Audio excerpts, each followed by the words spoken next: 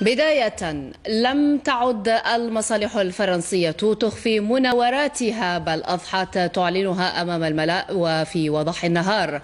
وها هي اليوم على وشك بلوغ هدفها المتمثل في أحداث القاطعة في العلاقات الجزائرية الفرنسية.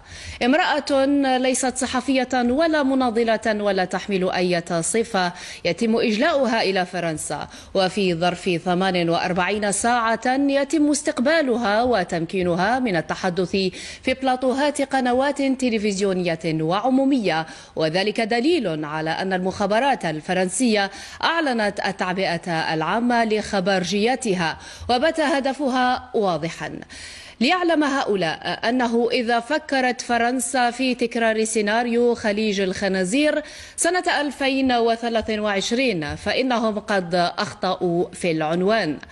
الجميع يعلم أنه يوجد على مستوى المديرية العامة للأمن الخارجي الفرنسي خطة تقضي بتقويض العلاقات الجزائرية الفرنسية يتم تنفيذها من قبل عملاء سريين وخبرجية وبعض المسؤولين على مستوى المديرية العامة للأمن الخارجي الفرنسي ووزارة الخارجية الفرنسية، وكذا بعض المستشارين الفرنسيين من أصل جزائري لا يخفون ولعهم وتبجيلهم للمخزن.